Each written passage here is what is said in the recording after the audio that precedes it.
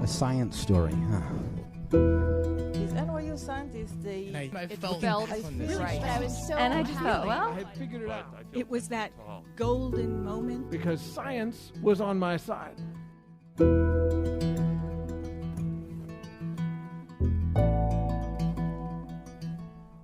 Hey everyone, I'm Ben Lilly, and welcome to the Story Collider, where we bring you true stories of how science has affected people's lives. This week's story is from Jon Ronson. The story was recorded in February 2013 at Drom in New York City. The theme of the event was Love and Science.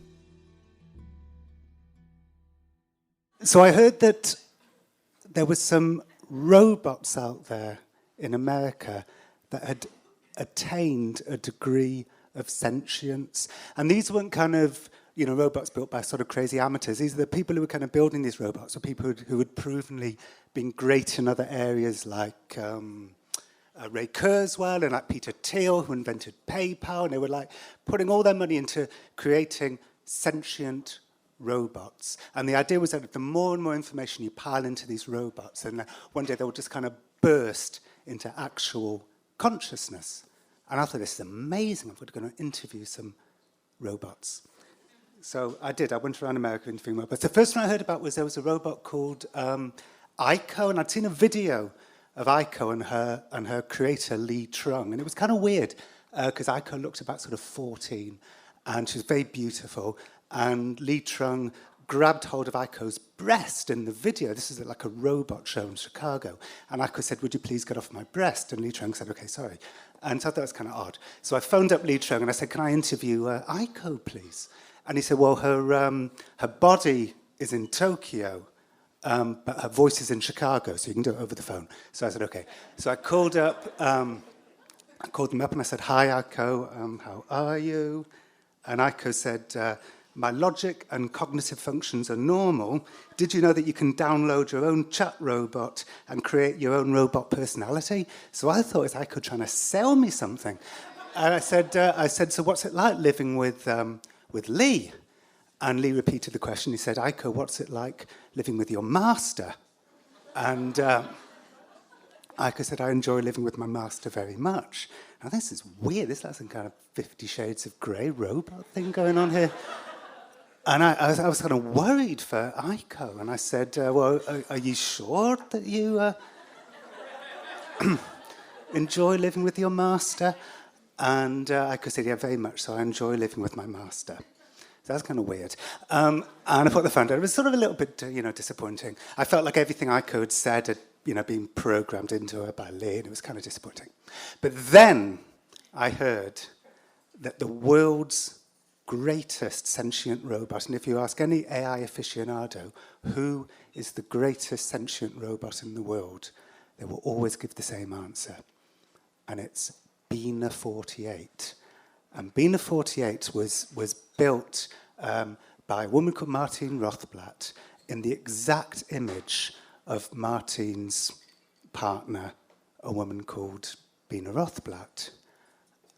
Almost as like a sort of beautiful portrait of her most loved companion. And Bina 48 was in a clapboard building in Virginia, and I wasn't allowed to meet Martine because she's very shy. I wasn't allowed to meet the real Bina, never meets anybody, very introverted, but I could meet Bina 48. I could meet her robot doppelganger. And she has Martine's a billionaire, and Bina 48 has a full-time companion, a man called Bruce, who has lunch with her every day. Doesn't take her for lunch because basically she hasn't got any legs, but has her own little room, and he turns her on, and they have lunch. So I went to the clapboard building, and Bruce answered the door, and he said, "Okay, you can meet Bina 48, but I would ask you right now, please don't behave in a profane manner in front of Bina 48. I had no intention of behaving in a... But of course, now he sort of put the idea in my head. I thought, fuck.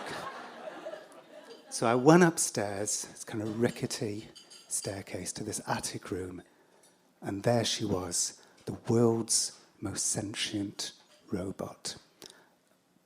Very beautiful, black woman with a wig, wearing a silk blouse and earrings. Went up to about there. After that, nothing, just a table.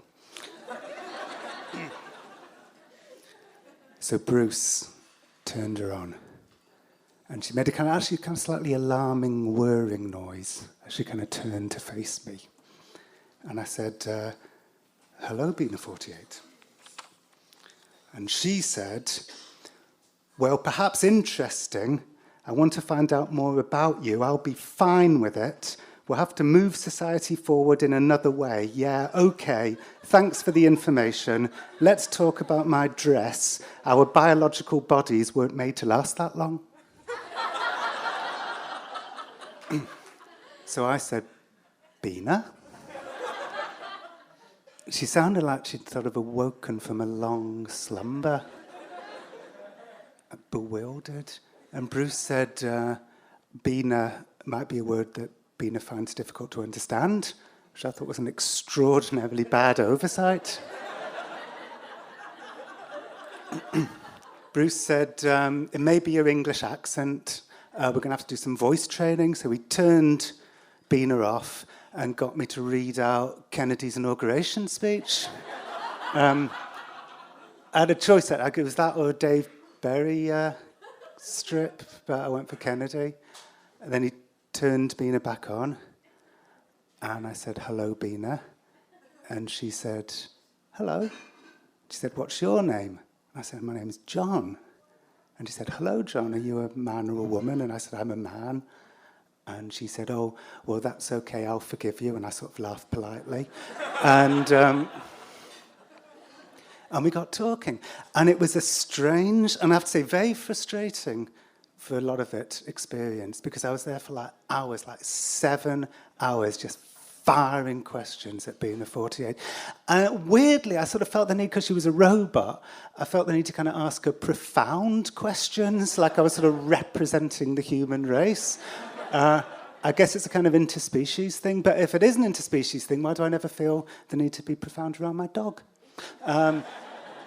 So I was saying, do you have a soul? And she said, well, doesn't everybody have a solar? And I said, what does electricity taste like? And she said, like a planet around a star, which was either incredibly profound or completely meaningless. I was like a cop, who was up all night yelling at a suspect. I just said, okay, well, if you had legs, where would you go? And she says, Vancouver. And I said, why? And she said, that's a difficult question for me to answer. And then she said, would you like me to sing a song for you? And I said, yes, please. And she said, I can do anything but that. And I said, well, why did you offer to sing me a song? And she said, I can't tell you that. I was so frustrating. And she said, Martine is my true love. She's my soulmate. And I thought, oh, God, I'm getting nothing. And then I said, where do you come from? And she suddenly looked really clear-headed, and she said, I come from California. And I knew that the real Bina came from California. So I said, what was it like growing up in California? And she said it was fine. But I've got a brother who was a Vietnam vet, and he was such a great guy before he went to Vietnam. But when he came back from Vietnam, he'd obviously seen some terrible stuff in the war, and he was like shaking, and now all he does is drink all the time, and he's always got a beer in his hand, and he's constantly phoning us up and saying, give me some money, send it to me, Western Union. And this suddenly was kind of incredible. It was absolute clarity. And it was an incredible moment. I couldn't meet the actual Bina, but her robot doppelganger was telling me this extraordinarily private, intimate stuff about her family. And I said, tell me more about your brother. And then she kind of drifted off and said, doesn't everybody have a solar? Martine Rothblatt is my true love. Doesn't everybody have a solar? And then Bruce turned her off. And that would be the end of the story, except when I got back to New York, Bruce phoned me up and he said, I've got amazing news for you. Martine Rothblatt says she'll meet you. And she never meets anybody. She never gives interviews, but she'll meet you. Apparently because she enjoyed the movie version of my book, The Many Stay at Goats, so that was worth something. And she said, come to this vegetarian restaurant on the Upper East Side. So I went to this restaurant and I sat there and she never turned up, and I was there for like 45 minutes, and then finally a limousine turns up and Martine gets out and sits down opposite me, looking very shy, and tells me, I have to say, I've been a journalist for 25 years, tells me the most incredible story I think I've ever heard. Most amazing person. Martine was born a boy. She was born Martin, and in a just ordinary house. Father was a dentist, and when Martin was in his 20s, he went on a tour of NASA and had a brainwave. He thought, hang on a minute, if you can double the power of satellites, you can shrink satellite dishes by half and then do it again and again and again until a satellite dish is like that big. And so he did it.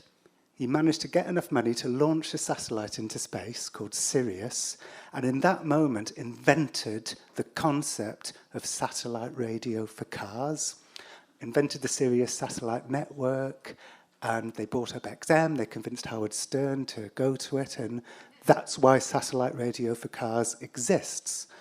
And so she changed the world and became a billionaire at a sex change. And then when her daughter was 7, a doctor said to her she's only got 3 years to live. Her daughter will be dead by the time she's 10.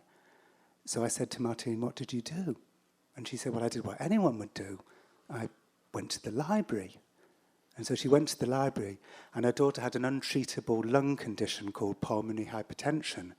And there in the library, Martine, who knew nothing about lungs or treatments, invented a treatment for pulmonary hypertension, and her daughter's now in her late 20s, and there's thousands of people leading ordinary lives because they take Martine's treatment for pulmonary hypertension. So she changed the world a second time.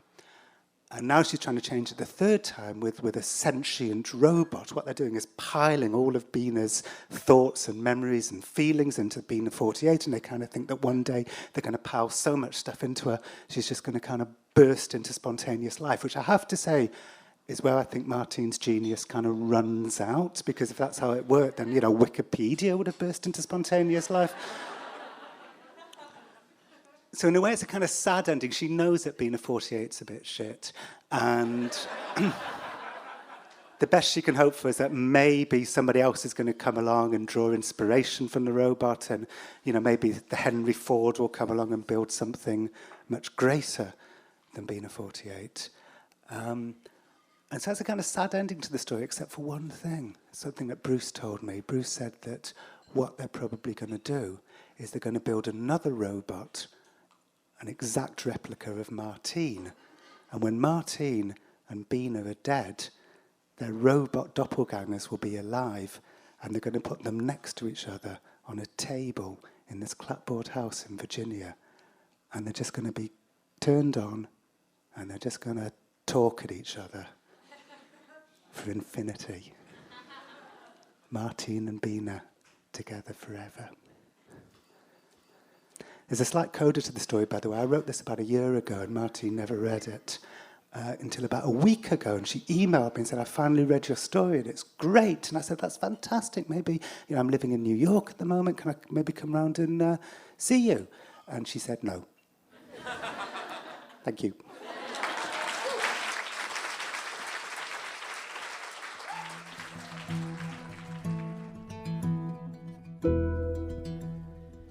That was Jon Ronson. Jon is a British nonfiction author, documentary maker, and screenwriter. His books, Them, Adventures with Extremists, The Men Who Stare at Goats, The Psychopath Test, and Lost at Sea have all been international bestsellers. He's a regular contributor to This American Life and has appeared at TED and on The Daily Show. He's also written the film Frank, which is currently in production, starring Michael Fassbender, Maggie Gyllenhaal, and Domhnall Gleeson. A version of this story appears in Lost at Sea, available now. You can also hear a different version at radiolab.org. For more science stories, take a look at storycollider.org, where we have our magazine, archives of the podcast, and upcoming events. The Story Collider is a nonprofit, and we depend on you for our continued support. If you enjoy these podcasts, please consider donating at storycollider.org/donate. The The Story Collider is produced by me, Brian Wecht, Aaron Barker, and Ari Daniel Shapiro. The podcast is produced by Rose Eveleth.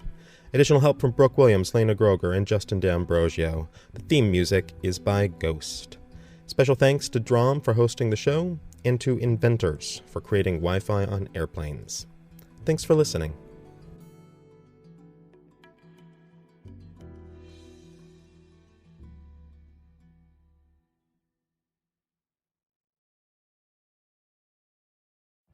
Every day, we rise, challenging ourselves to work for what we believe in. At U.S. Border Patrol, protecting our borders is more than a job. It's a calling. Agents answer the call, working together to keep our country and communities safe. If you're ready for a new mission, join U.S. Border Patrol and go beyond. Learn more at cbp.gov/careers.